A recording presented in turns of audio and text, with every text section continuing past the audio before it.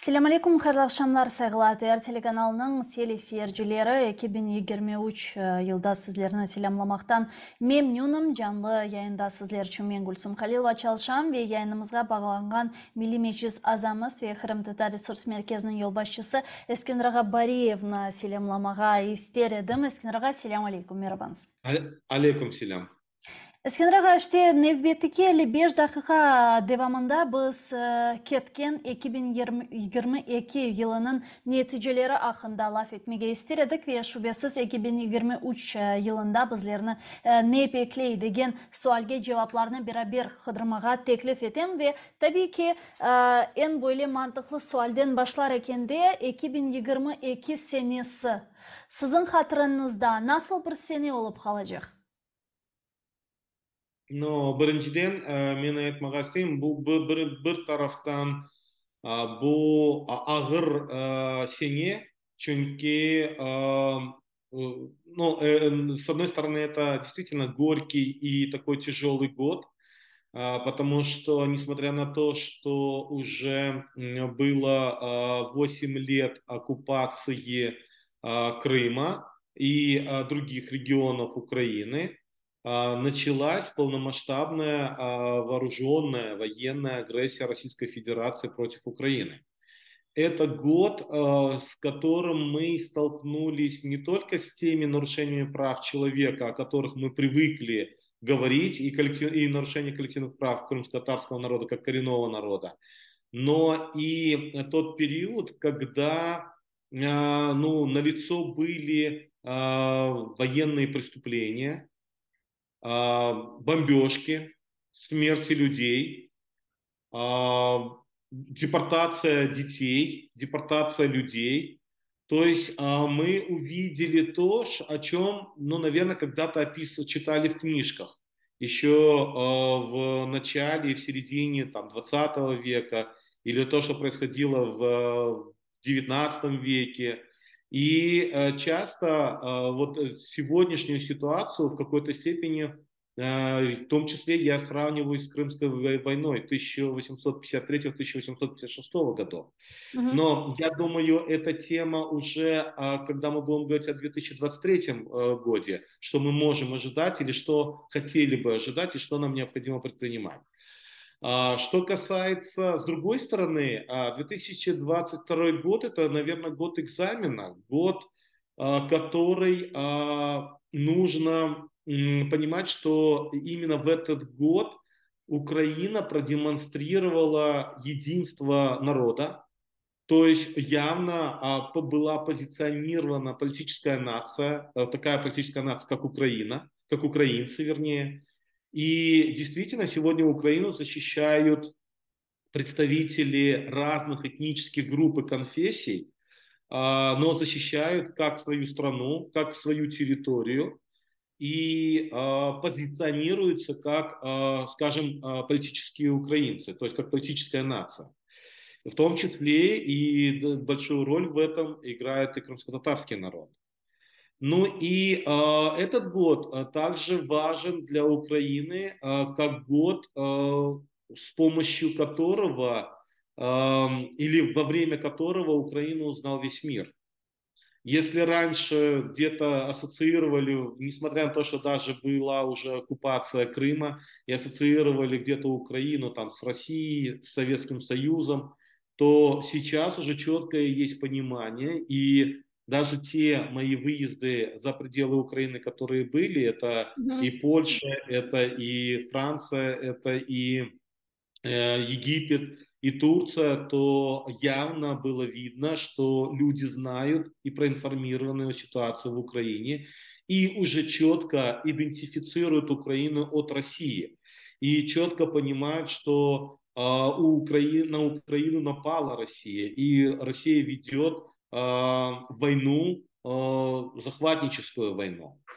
Этот год важен для Украины как год, в котором произошли переломные моменты. Моменты, связанные с нанесением, наверное, контратак и нанесением поражений на некоторых участках, ну, второй армии мира. И действительно это сломало понимание или восприятие у самих украинцев, потому что, оказывается, можно противостоять такому сильному врагу, как Российская Федерация, такой сильной армии, которой все это время на протяжении многих десятилетий запугивали людей и запугивали многие страны, которые по сегодняшний день еще, ну, скажем, оглядываются.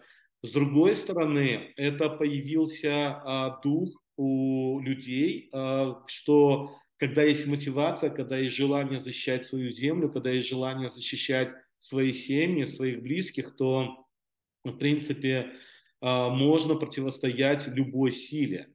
И, кроме того, Украина начала больше позиционироваться как форпост демократии с авторитаризмом.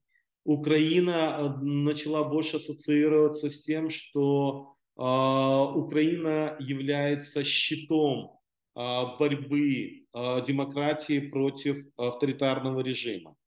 Этот год, он был важен для Украины в том, что как раз-таки даже ряд тех стран, которые ранее, если воздерживались, либо старались избегать участия в голосованиях, ну, заняли проукраинскую позицию и начали поддерживать Украину. А те страны, которые обычно не поддерживали Украину, ну, хотя бы стали воздерживаться. Я думаю, это очень важно. И действительно, этот год в истории как Украины, так и крымско-татарского народа, он будет очень важным. И такой важной точкой отсчета в дальнейшем развитии как Украины в целом, так и Мгм. крымско-татарского народа в частности. Эскендер ага, как вы считаете, это широкомасштабное вторжение России в Украину именно в этом году, оно было неизбежным? Я думаю, что она готовилась. И я думаю, что Российская Федерация, она искала повод.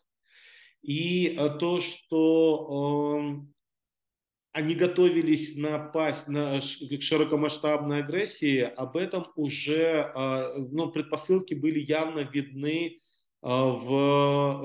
осенью 2021 года. А даже весной 2021 года, когда они стали привозить или усиливать свой военный контингент на своих западных границах, то есть на восточных границах Украины. И об этом уже мы тогда начинали говорить. Мы говорили в своих отчетах, что милитаризация Крыма, то есть временно оккупированных территорий Крыма, Севастополя и Донбасса, оккупированных частей Донбасса, активно продолжается, и она продолжалась на протяжении всех этих лет. И мы говорили о том, что увеличение как личного состава вооруженных сил Российской Федерации, так и военной техники, они осуществляются не просто так. То есть на самом деле должен произойти какой-то прорыв или какой-то взрыв.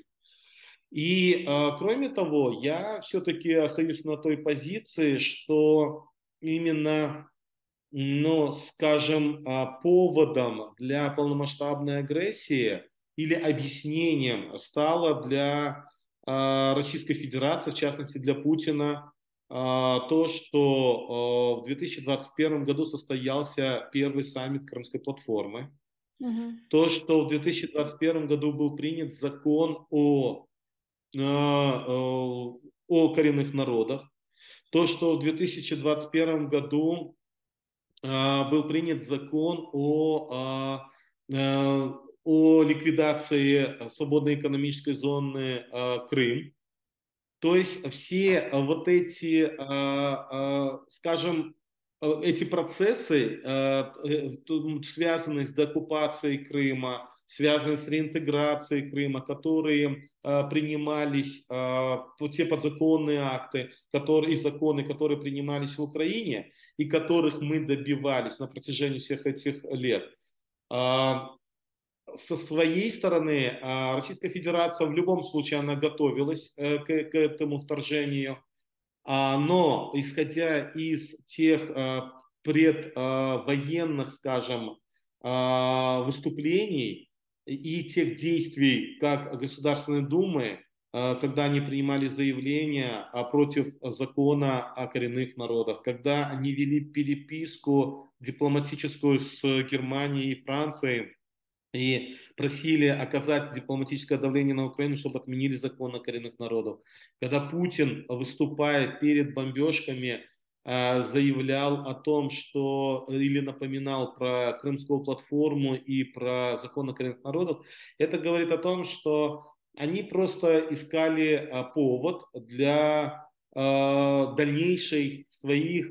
своей дальнейшей экспансии, потому что все-таки у России остается цель, скажем, расширять так называемый русский мир в границах Советского Союза. И если говорили о том, что следующие после Украины могут быть балтийские страны, то я стоял и стою на той позиции, что если падет Украина, то следующими для Российской Федерации это будет действительно уже несколькодневными военными, так сказать, операциями. Это будет Молдова, Грузия, потом страны Центральной Азии и страны Южного Кавказа.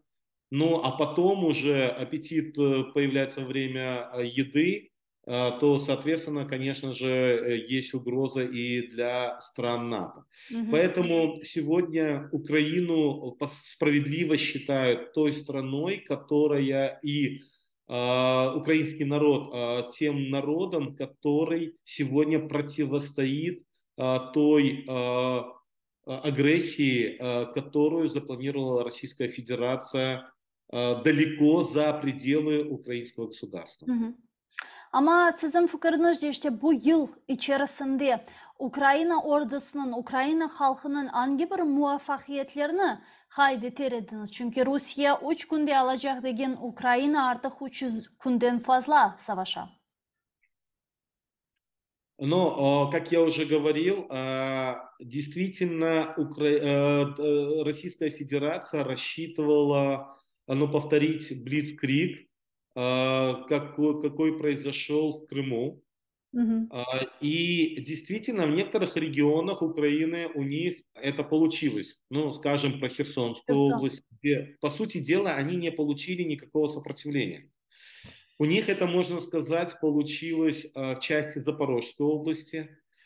Но то, что под Киевом Украина смогла устоять, Украина смогла не просто удержать, но и отбросить скажем, самые элитные части вооруженных сил Российской Федерации. Это говорит о том, что как раз-таки это явилось переломным моментом. Потому что действительно первые дни с начала бомбардировки, это паника у населения Украины, это массовые выезды, это, скажем, и в том числе и психологические, и психические расстройства. Это практически пережил каждый, начиная от ребенка и заканчивая взрослыми людьми. Мы в том числе сталкивались и с тем, что некоторые люди пытались, в том числе и мужчины, разными путями, в том числе и незаконными, выехать за пределы Украины. И действительно нужен был какой-то период адаптации ко всем этим процессам. Мгм. И мы со своей стороны делали все, чтобы вот этот процесс адаптации как можно быстрее произошел. Поэтому мы, имея определенный ресурс, мы начали резко перезагружаться и, соответственно, давать посылы, давать такой информационный контент, в том числе и в виде бигбордов, сетилайтов, в виде плакатов и так далее, для того, чтобы в психологическом состоянии украинское общество могло перезагрузиться, могло воспринять ту угрозу, которая возникла как есть, и понимать, что только объединившись и противостоя врагу, можно все-таки защитить не только себя, но и защитить свое государство, и защитить весь цивилизованный мир. И действительно, вот именно в этот период произошло самое важное, когда консолидировалась политическая элита Украины. Несмотря на определенные противоречия и так далее, я имею в виду про украинское, я не говорю про партию Мгм. там ОПЗЖ, которая выросла из партии регионов, которая, по сути дела, привела ко всем этим проблемам. Второе, консолидировалось украинское общество, когда независимо от того, кто где работает, каждый на своем участке пытался сделать что-то полезное. Когда проявилась консолидация и в борьбе в военном плане, когда мы увидели, что многие мужчины сами пошли в ТРО, в территориальную оборону, когда пошли вооруженные силы Украины для того, чтобы защищать свою землю. И все эти факторы, они очень важны на внутреннем уровне. И на внешнем уровне для нас самое главное было, когда все-таки весь цивилизованный мир начал понимать, что Украине нужно помогать. Нужно помогать гуманитарно, нужно помогать военным путем, нужно поддерживать в психологическом плане и в экономическом. И поэтому это удалось Украине, удалось украинскому народу и политическому истеблишменту. И таким образом, действительно, у Украины появился шанс не просто себя защитить, но и вернуть суверенитет Украины в тех границах, который признан международным правом. И поэтому это очень важные процессы. С другой стороны, когда мы говорим о крымско-татарском народе, здесь, с одной стороны, мы говорим о тех людях, которые оказались на материковой части Украины, и каждый на своем уровне пытается быть частью тех всех больших процессов, связанных с обороной, с защитой. И с другой стороны, когда мы говорим о наших соотечественниках на оккупированной территории, ведь большая часть нашего народа на оккупированной Да. территории. Да, некоторые ожидают, что крымско-татарский народ должен там сразу же активно реагировать на все эти процессы, но мы же понимаем, в каких условиях они находятся. Это раз. Мы понимаем, что на территории оккупированного Крыма очень много находится военнослужащих Российской Федерации, спецслужбы и так далее. И, соответственно, как раз-таки именно в этом году, сразу же после начала полномасштабной агрессии, начались преследования по новым статьям. Ну, например, одна из статей – это дискредитация вооруженных сил Российской Федерации. Мгм. И данную статью они начали применять в первую очередь в отношении наших соотечественников и были обвинены, и хоть это было административное наказание в виде штрафа, в виде арестов на несколько суток, но это было и в первую очередь в адрес наших соотечественников, наших активистов. Появились первые же решения были Верховного суда Российской Федерации о признании батальона имени Нумана Челебиджихана террористической организацией. То есть таким образом они сформировали для себя новый инструмент для того, чтобы преследовать наших соотечественников как на новых оккупированных территориях, в первую очередь это Херсонская и Запорожская область, так и в Крыму. И поэтому именно за этот год мы получили новых политузников по делу имени Нумана Челебиджихана, и по данным Крымско-Татарского ресурсного центра таких новых стало 16 человек. И сейчас они находятся в местах несвободы непосредственно в Крыму, в Симферополе. По некоторым из них уже в том числе есть решения, есть приговоры. И поэтому вот здесь наша сейчас задача, как помочь этим людям. Мгм. Мы их отнесли к категории политузников, потому что по отношению к ним есть решения оккупационных судов. Но мы еще должны понимать, что есть и более четко за эти 10 месяцев выявилась новая категория. Это категория гражданских заложников или гражданских преследуемых. Это та категория, ну, чтобы было понятно телезрителям, да, Мгм. мы, с одной стороны, у нас есть категория военнопленных, и, соответственно, военнопленных не должны судить судами страны, где они являются военнопленными. И, соответственно, сейчас мы видим процесс обменный. То есть он осуществляется. Следующая категория – это политузники. Это те, которые были незаконно выкрадены или насильственно выкрадены, которые были арестованы, задержаны на оккупированных территориях, и в отношении них есть решение оккупационных судов. Поэтому относительно этой категории мы, соответственно, ведем другую тактику. Ну и та категория новая – это те люди, у которых было незаконное проникновение в жилье, которые были выкрадены насильственно, и они находятся в местах новых оккупированных территориях. В отношении них не было никаких судебных заседаний или решений оккупационных судов, и они могут находиться по сегодняшний день либо в вытрезвителях, как это было в Херсоне, либо в 17-м училище в подвале, как это в Геническе, либо в Мгм. 14-м училище, как это в Каховке и так далее. И таких людей, к сожалению, сотни и сотни. По отношению к ним в том числе проводятся пытки.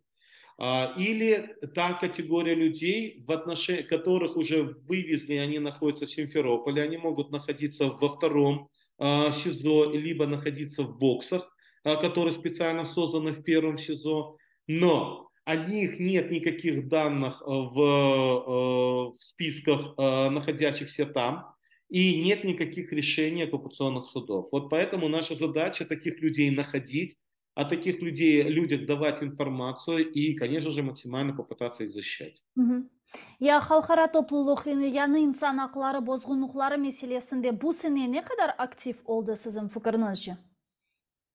На самом деле в этом году акценты больше были сфокусированы на военные преступления. Мгм.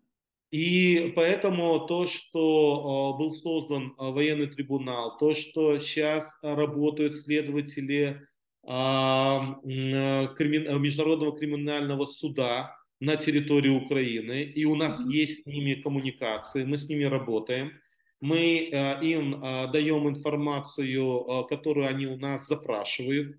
Ну, понятно, что это не публичные мероприятия, не публичные действия, о которых мы можем говорить, но мы работаем в этом направлении. Но при всем том, вопросы, связанные с нарушением прав человека на оккупированных территориях, конечно же, они в любом случае должны быть актуальными, и мы стараемся делать все, чтобы они были на повестке дня.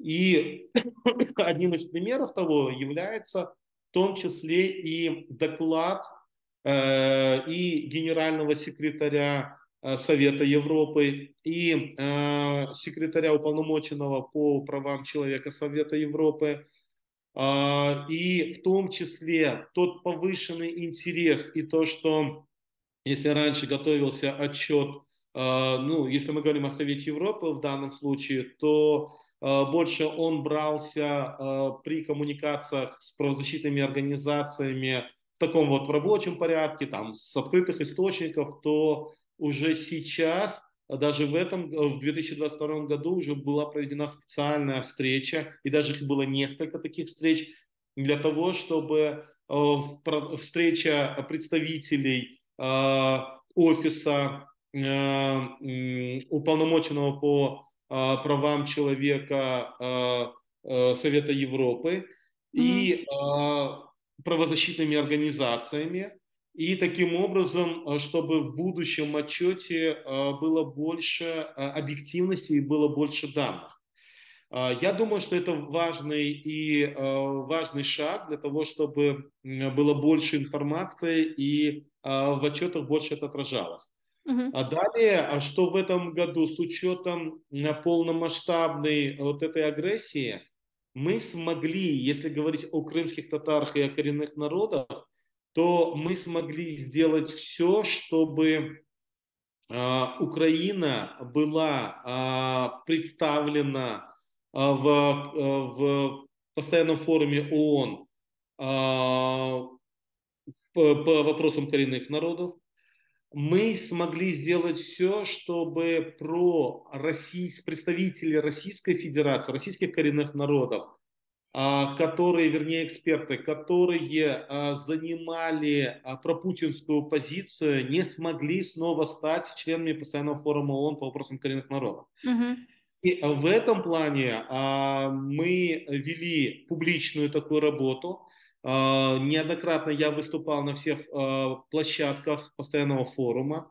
Мы делали открытые обращения в ЭКОСОС. И таким образом мы смогли добиться того, что хоть и представлен эксперт от коренных народов, но эксперт, который больше позиционируется от оппозиционных экспертов коренных народов Российской Федерации, то есть не пророссийских. И это тоже большой шаг, большой результат, потому что вот в этих процессах всегда полностью контролировала ситуацию Российская Федерация в нашем регионе, имеется в виду Восточная Европа, Российская Федерация и Кавказ. В этом плане мы смогли, может быть, у нас, конечно, были задачи еще большие, чтобы все-таки и Меджлис представлял, именно крымские татары представляли ту квоту коренных народов от этого региона, но учитывая то, что была представлена квота Украине, одна из двух, то, соответственно, здесь нам удалось только не допустить экспертов, которые поддержали полномасштабную агрессию России против Украины. И это тоже процессы, которые необходимы. Далее, когда мы говорим о нарушениях прав человека, то была приостановлена. Здесь неправильные были заявления, что в 2022 году Российскую Федерацию выгнали из Совета по правам человека ООН. Это не совсем правильно, потому что нет такой процедуры, такого механизма, чтобы выгонять, но смогли создать условия, когда Россия была вынуждена уйти сама, то есть были решения о приостановлении ее членства в Совете по правам человека. Это был важный посыл, направленный на то, что страна, которая совершает террористические акты, которая грубо нарушает международное право, которая Мгм. нарушает права человека и осуществляет военные преступления, не может быть в составе Совета по правам человека. Ну и когда мы говорим о европейском уровне, то Российская Федерация, это было непросто. И если помните, в свое время приостанавливали членство в парламентской ассамблее Совета Да. Европы Российской Федерации. Далее в этом году, вернее в 2022 году, смогли добиться не только ее вывода из парламентской ассамблеи, но и вывода из Совета Европы вообще. То есть таким образом цивилизованный мир демонстрирует, что Российская Федерация и ее дипломатия должна отвечать за те преступления, которые она совершает в Украине. Но можем ли мы говорить, что по итогу 2022 года Россия полностью изолирована от цивилизованного мира? Я бы сказал бы да, потому что даже те страны, которые где-то воздерживались или которые поддерживали Российскую Федерацию, они все-таки стали больше занимать позицию цивилизованного мира. Мгм. Даже те страны, которые традиционно имеют какие-то экономические взаимоотношения с Российской Федерацией, они стали больше дистанцироваться. Я даже не побоюсь назвать и Китай, и Индию, на которые Российская Федерация рассчитывала хотя бы поддерживать дальнейшие экономические связи там, и так далее. Они стали все больше и больше дистанцироваться от России. Мгм. Я эгер санкциялар, яғни яптырымлар ақында айта жоқ олсақ, сіздің пікіріңізше бұл сене Русияге бинайен ишлетілген ве кірсетілген санкциялар, яптырымлар не қадар Русияның экономисіне, умуми вазиетіне бұл савашыны демек ғайып етмесіне yol açar, ne kadar efektif bir şekilde Rusya'ya darbe uğrula bu cihetten, iktisadi cihetten. Но на самом деле санкции или последствия от санкций, они не проявляются сразу. И действительно, те пакеты санкций, которые применялись в 2022 году, о которых мы говорили ранее, и которые на самом деле могли предупредить то, что произошло в 2022 году, то есть полномасштабную агрессию. К Мгм. сожалению, для того, чтобы мир пошел на эти санкции, понадобилось, чтобы были ну, стерты с лица земли такие города, как Мариуполь. Полностью весь мир должен был увидеть и узнать те преступления, которые совершались в Буче, в Ирпене и в других городах. Не буду перечислять все.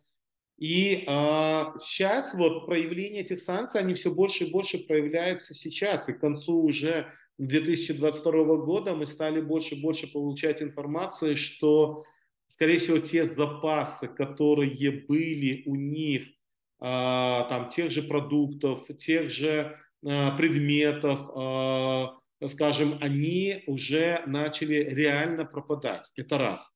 Во-вторых, когда мы говорим о тех ракетах, которые Российская Федерация использует для полномасштабной агрессии, они в том числе нуждаются в технологиях. И поэтому мы видим, что Россия начала и оккупанты активно начали вывозить и грабить украинские города, которые они захватили. Это имеется в виду, начиная от Кока-Колы, от обычных, да, напитков и продуктов питания. И поэтому нам говорят в Крыму, что появляются периодически в магазинах Кока-Кола и там другие предметы тех компаний, которые поддержали санкции, но они все больше и больше заканчиваются. И с другой стороны, мы видели, как они активно вывозили там стиральные машинки, и различные там офисные, ну и аппаратуру и так далее, для того, чтобы просто оттуда брать, как стало потом нам известно, для того, чтобы использовать микросхемы, собирать эти микросхемы со всех со всей этой техники для того, чтобы потом ее применять в своей военной промышленности. И поэтому здесь эти санкции, они крайне важны для того, чтобы Российская Федерация не могла дальше продолжать военную агрессию. Я думаю, что более эффективность этих санкций, она будет видна уже, ну, наверное, к весне, а может быть к середине 2023 года. Мгм. И действительно мы будем ощущать, что санкции действительно влияют на Россию.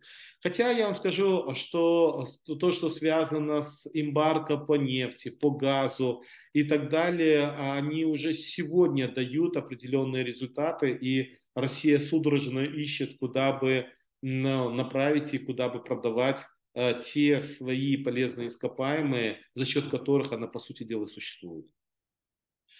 Umut etemiz ki, hakatinde bu yaptırımlarının neticesini yakın müddete görürüz. Bile malum olğanı ki bu savaş, şimdi sizin laf etkenimiz bu cenk 2022 senesi değil, 24 Şubat'ta da 2014 senesi başladı ve biz zaten sizlerle beraberlikte bu 8 yıllık müddet devamında Kırım işgalini, Donbas'taki demek savaşını müzakere ettik, laf ettik ve şimdi böyle daha aktif bir fazı başladı ama savaş 2014 senesi başlağanı malumdur. Sizin fikrinizce Kırım için bu geçken 8 yılın kıyaslanğanı vakit bu sene hakikaten ne denişti? Если говорить об этом годе, то, ну, скажем так, когда мы говорили о деоккупации Крыма, когда мы говорили о том, что нужно восстанавливать целостность Украины, ну, помните, даже был такой период, когда тема Крыма даже в Украине, она уходила скажем, в дальние ряды. И мы были очень обеспокоены о том, что украинское общество начинает мириться с тем, что Крым может остаться быть российским. Вот как раз-таки 2022 год относительно Крыма, он стал после 2021 года вот тем этапом, когда в Украине или в украинском обществе уже твердо утвердилась позиция, что есть шанс возвращения Крыма в Украину, что этот шанс, он обязательно может быть двумя способами, или вернее даже одним способом, но в котором должны быть обязательно сочетаться два компонента, это военный путь и дипломатический путь. И как раз-таки и в политическом истеблишменте, хотя я хочу напомнить, что именно в 2022 году, в марте, был очень активно запущен такой посыл, месседж, что якобы Крым можно потом обсуждать, статус Крыма или будущее Крыма 15 лет. А потом еще 7 звучала цифра, помните? Потом появилось 7, и эти месседжи, они будут повторяться. Но я хочу сказать о том, что очень важно, что была позиция Меджлиса. И в преддверии как раз вот таким заявлением, этим месседжем, Меджлис крымско-татарского народа принял заявление, в котором было четко обозначено, что никаких переговоров не может быть до тех пор, пока Крым не будет освобожден. И в этих переговорных процессах и судьба Крыма не может решаться без коренного крымско-татарского народа, то есть без его представительных органов.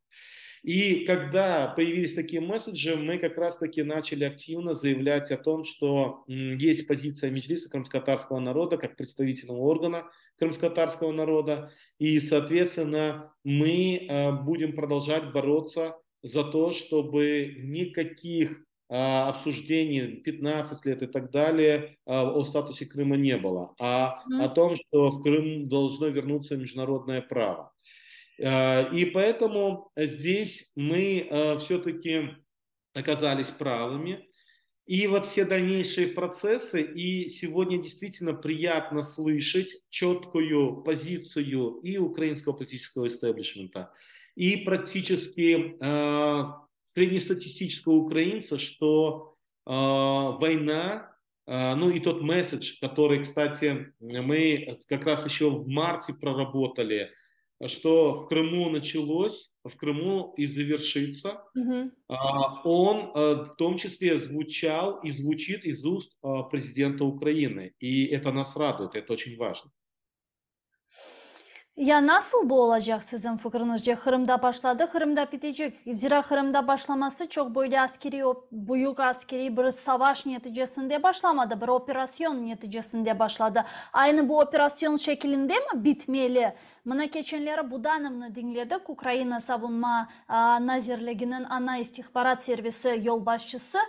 O dey ki demek var diye artık Ukrayna ciddi taarruz operasyonları gerçekleştirecek ve bu operasyonlar neticesinde Kırım da dahil olmak üzere Ukrayna'nın bütün toprakları işgalden kurtarılacak. Kırım işgalden kurtarılganında da Putin'in hayatta olması gerek dep ayta Budanov, ama aynı zamanda da ciddi bir hastalık içerisinde bulunganını kaydediyor.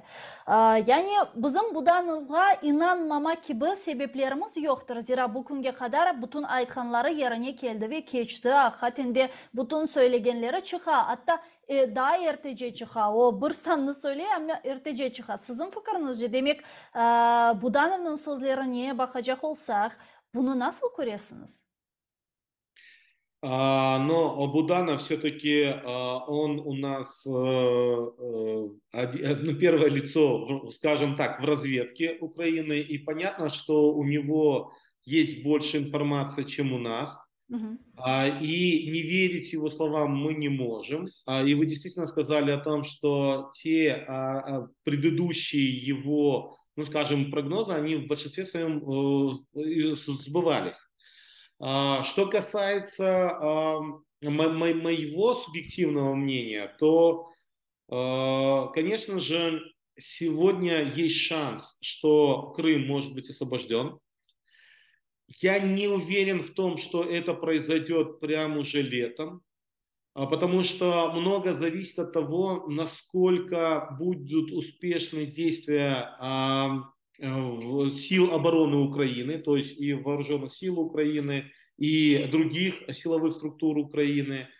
Очень много зависит от того, насколько будет поддержка цивилизованного мира Украине.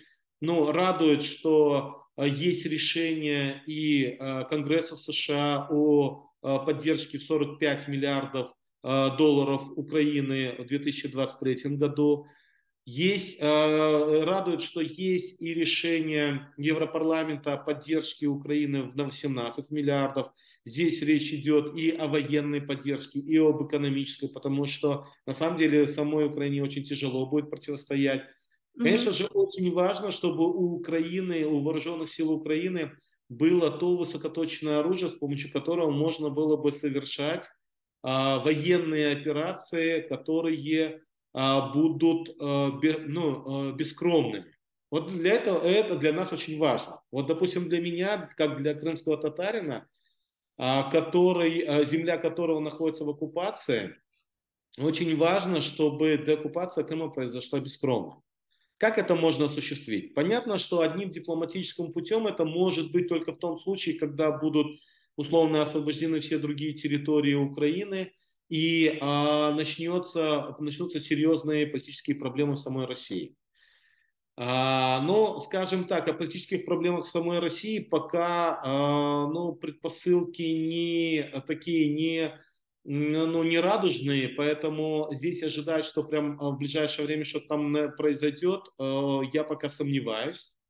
Конечно же, хотя это много зависит от успехов на правом берегу Херсонской области и подходу к административным границам Крыма. Что касается самого Крыма, то очень важно, еще раз повторюсь, чтобы было высокоточное оружие для того, чтобы можно было бы ликвидировать все военные объекты, находящиеся в Крыму, и в том числе Крымский мост. Тогда Крым превратится в природный котел. То есть, если раньше, в 20-е века, в 19-е века, Крым как раз больше рассматривался как крепость. И поэтому всегда считалось, что Крым захватить или в нашем случае освободить очень сложно с материка. В настоящее время, с учетом современных военных технологий, Крым как раз это не крепость, а котел. И, соответственно, если будут полностью ликвидированы все ближайшие военные точки, военные объекты российские, то будет и нарушена будет логистика, то, по сути дела, Крым должен будет сдаться. Единственное, есть угроза, что, учитывая, что Российская Федерация это террористическое государство, то могут взять, заложниками может быть и наш народ. Вот это вот является опасной ситуацией. Но я думаю, что если будет успешно проведена военная операция, то далее уже дипломатический этап. И здесь как раз-таки будут все предпосылки для того и возможности для того, чтобы вооруженные силы Российской Федерации могли сдаться и, соответственно, либо создать специальный коридор для их выезда на территорию Российской Федерации. И я думаю, как раз-таки это тот способ, с помощью которого сможет быть освобожден Крым. Sonra Kırım'ın demek infrastrukturası olsun, siyasi hayatı olsun, içtimai, iktisadi ve ilahri bularının gayradan tıklanılması için çok yıllar mı gerek olacak sizce bu reintegrasyon demek prosesler için? Ve şimdi artık bu işler başladı mı reintegrasiya için yapılacak kanunlar, kabul edilecek işler, aktlar vesaire? Но на самом деле это очень важный и нужный вопрос на сегодняшний день. Мы об этом говорим публично постоянно. Но, во-первых, действительно процесс реинтеграции будет зависеть, как он быстро будет проходить, насколько будет готов инструментарий для этой реинтеграции. Что такое инструментарий? Да, давайте вспомним ситуацию, когда в 2014 году Россия оккупировала Крым. Они в оперативном порядке приняли ряд законов, они в оперативном порядке создали Министерство по делам Крыма, и, соответственно, в оперативном порядке они до 2016 года, по сути дела, сделали все, чтобы максимально избавиться от украинского законодательства на территории в нарушении 4-й Женевской конвенции, и, соответственно, полностью начали неправомерно применять свое законодательство на территории Крыма.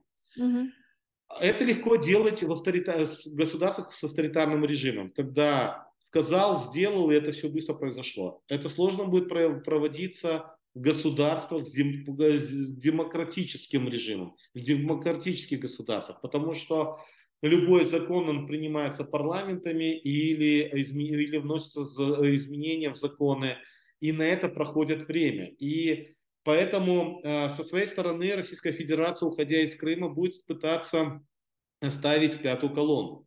То есть пятая колонна будет выглядеть и в виде, будут пытаться в дипломатическом плане, опять же, настаивать на том, чтобы остался их флот на территории Крыма. Они будут настаивать на том, чтобы те люди, граждане Российской Федерации, которые приобрели имущество и собственность, чтобы, хотя это незаконно, чтобы как-то к ним лояльно относились. Они будут в том числе настаивать на том, чтобы осталось то количество коллаборантов, и в отношении них не было применено никаких, скажем, санкций по отношению к этим людям.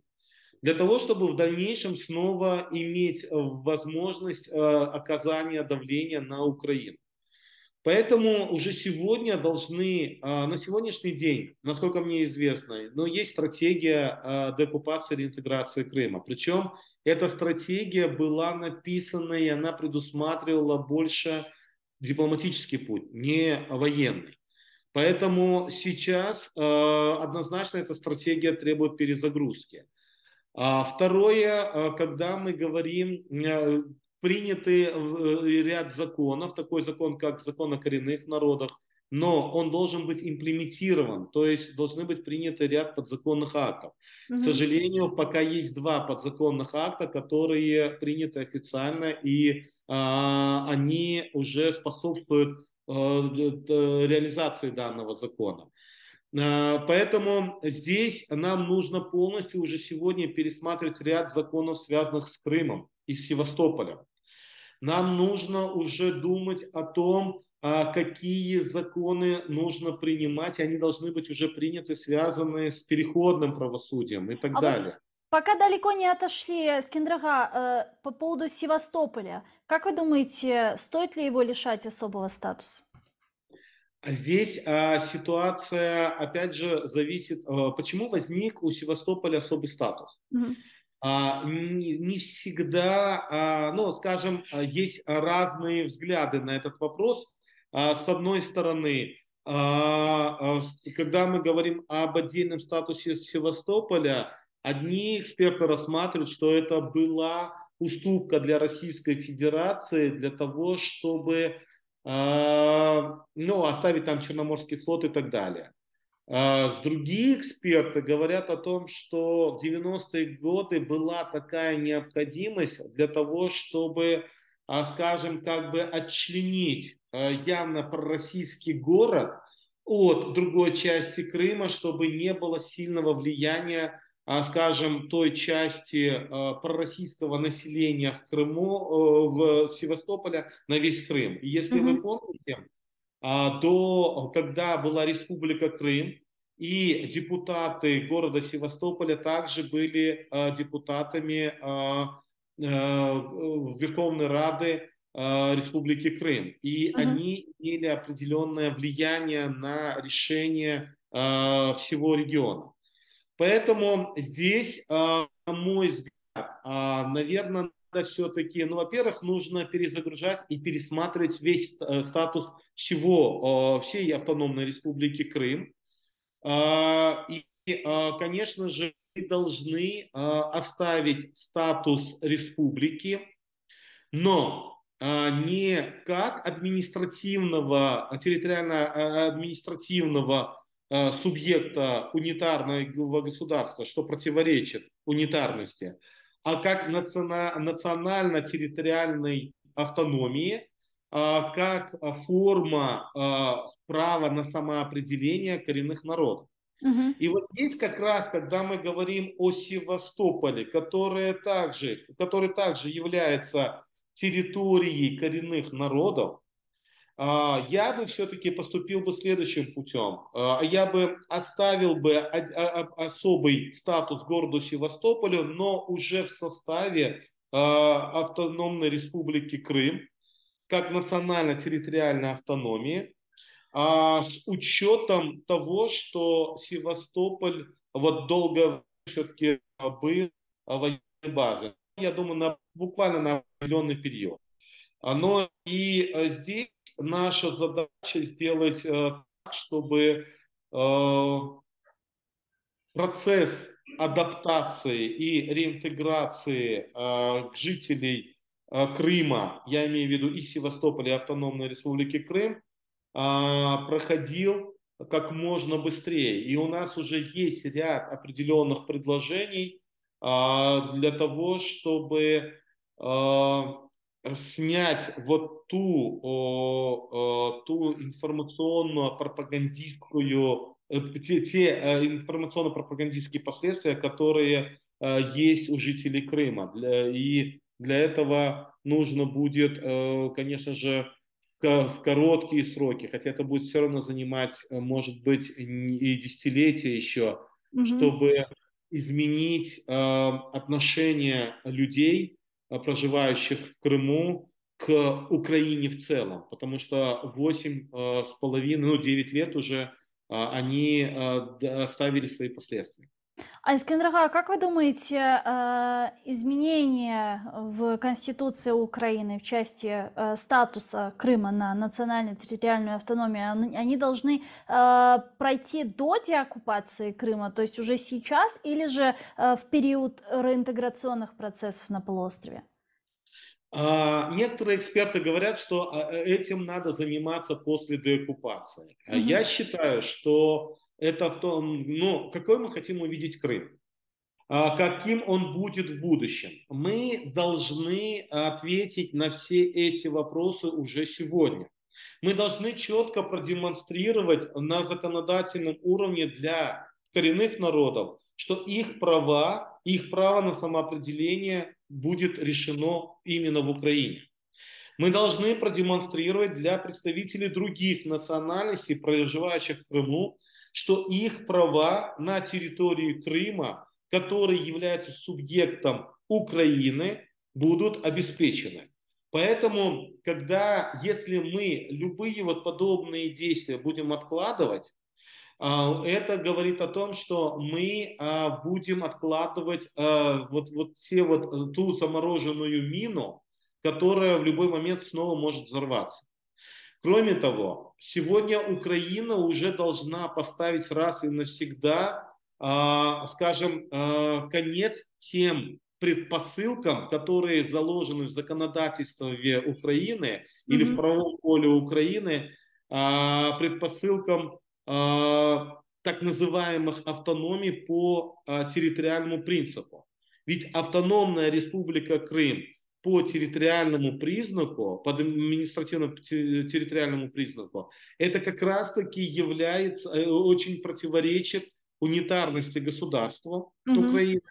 И с другой стороны, является предпосылкой как раз-таки для всех тех территориально-административных автономий, которые пропагандирует Российская Федерация в своих действиях, как политических, дипломатических, так и военных.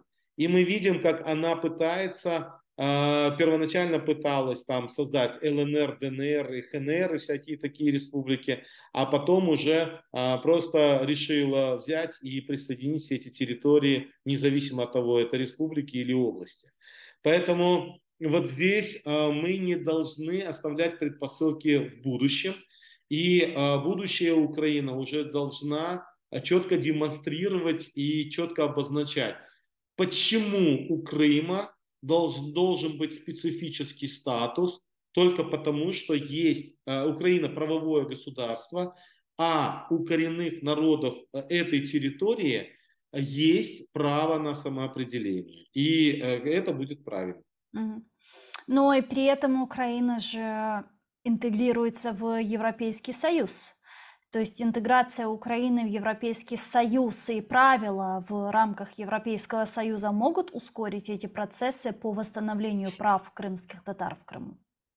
А И когда мы право на говорим, самоопределение непосредственно. да, смотрите, дело в том, что вообще европейское право в контексте коллективных прав и в контексте прав коренных народов, оно само переживает определенные процессы развития. Мгм. То есть здесь я бы больше основывался на международном праве, основывающемся на ООН.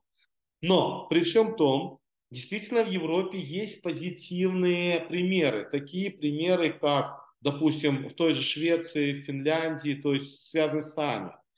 И поэтому здесь вступление, с одной стороны, Украины в Европейский Союз, и вступление в НАТО дает гарантии для Украины, что никто не будет угрожать целостности Украины и суверенности Украины. Это с одной стороны. С другой стороны, если мы возьмем в контексте евроинтеграции и в контексте евроатлантической интеграции, то, допустим, в ПДЧ НАТО, это ПДЧ, это те шаги вступления Украины в НАТО. Одним из важных пунктов в том числе есть решение прав коренного крымско-татарского народа, в том числе его право на самоопределение. Поэтому для выполнения ПДЧ Украине необходимо это выполнить. С Мгм. другой стороны, когда мы говорим о европейской евроинтеграции, то в том числе и в решениях Европейского парламента есть пункты, которые четко обозначают, что права коренных народов должны быть реализованы. Но не могут быть реализованы права коренных народов без основного права, права на самоопределение. Поэтому как раз-таки все эти процессы, они взаимосвязаны. И будущее Украины в Евросоюзе и Евроатлантическом союзе не может быть без будущего разрешения проблем в реализации прав коренных народов Украины. Мгм. Иншалла, умут етемізге бөве бір чоқ башқа дигер юнелішінде yapılған фаалиетлер бұларының тезден olmasına yol açar. Ama bugün biz da ne yazık ki Херсон vilayetinin çoğusunu işgalden kurtarmadık. Büyük bir kısmı hala da işgal altında bulunmağa devam ediyor. Donbas'ta şiddetli çatışmalar da devam ediyor ve Ukrayna Silahlı Kuvvetleri'nin ilerlemesi bu bizim Garbi ittifakdaşlarımız tarafından verilecek silahlarga ve destekке bağlı olan hareketlerdir. Elbette ki birinci bu silahlı kuvvetlerinin faaliyeti, ikinci ise bizge verilecek bu destek. Mına son olarak tahminen 3 daha hala yayınımızın yakınlanmasına sizin fikrinizce bu destek ilk baştan bu günge kadar ne kadar denişti? Nasıl destek? Destek Garbi ittifakdaşlardan kelgen destek. Çünkü siz birçok ülkelerde keziyasınız. Hem Kırım Tatarlarının vaziyetini hem de Украина vaziyetini anlatasınız. Не kadar denişti, насколько изменилась позиция и помощь наших партнеров с начала широкомасштабного вторжения по сегодняшний день? Но мы видим, я назвал цифры о том, что на 2023 год Украина не является членом НАТО, но мы видим, как страны НАТО стараются оказывать поддержку Украине. Украина не является членом Европейского Союза, но мы видим, как Европейский Союз старается помогать Украине и экономически, и гуманитарно. Я называл цифры, которые заложены в бюджеты этих образований, как, скажем, Соединенные Штаты Америки, так и Европейский Союз.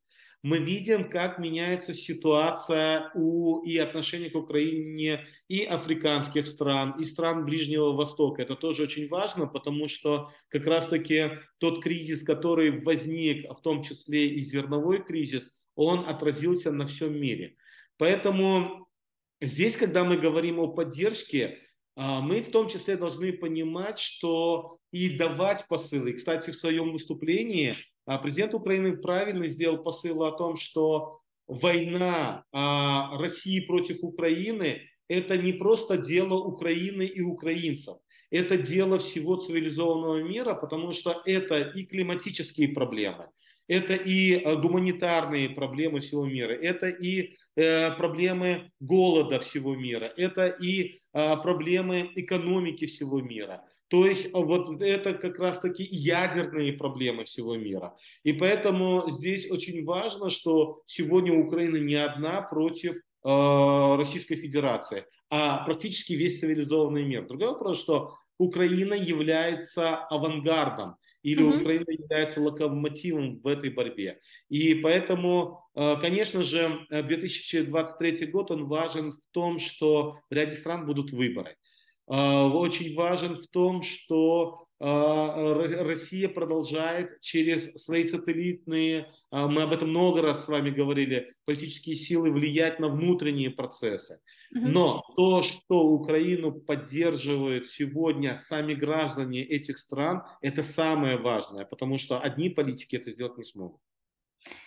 Çok sağ olunuz İskender ağa. Büyük teşekkürler yayınımızga bağlanganınız ve suallarımızga cevap bergeniz için. Umut etemiz ki bu sene hakikaten növbetdeki seneyle kıyaslanğanı vakit daha kolay olur ve bu sene biz nihayet vatanımızga kavuşuruz. Milli Meclis azası ve Kırım Tatar Resurs Merkezi'nin yol başçısı İskender Bariyev bizle canlı bağda edi. Saygılı arkadaşlar.